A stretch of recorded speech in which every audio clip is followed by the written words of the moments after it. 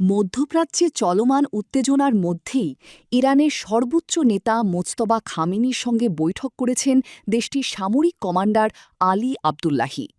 ইরানের রাষ্ট্রীয় সংবাদ মাধ্যম আইআরআইবি জানিয়েছে, বৈঠকে খামেনি ইরানের সশস্ত্র বাহিনীর ভূমিকার প্রশংসা করেন এবং শত্রুদের কঠোরভাবে মোকাবিলায় নতুন পদক্ষেপ ও করণীয় সম্পর্কে দিক নির্দেশনা দেন। তবে সেই নির্দেশনার বিস্তারিত প্রকাশ করা হয়নি।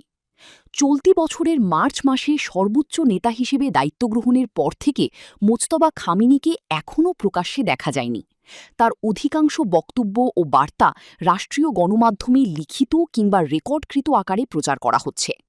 বিশ্লেষকদের মতে, যুক্তরাষ্ট্র ও মিত্র দেশগুলোর সঙ্গে উত্তেজনার প্রেক্ষাপটে সামরিক বাহিনীর সঙ্গে এই বৈঠক অত্যন্ত তাৎপর্যপূর্ণ।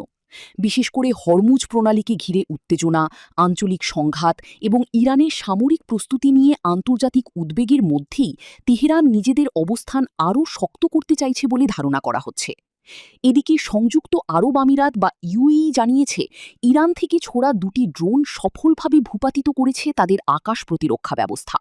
আমিরাতের প্রতিরক্ষা মন্ত্রণালয়ের দাবি, সাম্প্রতিক উত্তেজনা শুরুর পর থেকেই তারা মোট ৫৫১টি ব্যালিস্টিক ক্ষেপণাস্ত্র, ২৯টি ক্রুজ ক্ষেপণাস্ত্র এবং ২,২৬৫টি ড্রোন প্রতিহত করেছে। দেশটির পক্ষ থেকে বলা হয়েছে, আঞ্চলিক নিরাপত্তা রক্ষায় তাদের প্রতিরক্ষা ব্যবস্থা সর্বোচ্চ সতর্ক অবস্থায় রয়েছে এবং যে কোনো ধরনের হুমকি মোকাবিলায় তারা প্রস্তুত। বিশ্লেষকরা বলছেন, মধ্যপ্রাচ্যে ইরান এবং উপসাগরীয় দেশগুলোর পাল্টাপাল্টি অবস্থান পরিস্থিতিকে আরও জটিল করে তুলছে। একদিকে ইরান সামরিক সক্ষমতা জোরদারের বার্তা দিচ্ছে, অন্যদিকে উপসাগরীয় দেশগুলোও নিজেদের প্রতিরক্ষা ব্যবস্থা শক্তিশালী করছে। ফলে পুরো অঞ্চলে নতুন করে সংঘাতের আশঙ্কা বাড়ছে বলে মনে করছেন আন্তর্জাতিক পর্যবেক্ষকরা। বিশেষজ্ঞদের মতে, বর্তমান পরিস্থিতিতে কূটনৈতিক সমাধান না এলে মধ্যপ্রাচ্যের নিরাপত্তা পরিস্থিতি আরও অস্থিতিশীল হয়ে উঠতে পারে।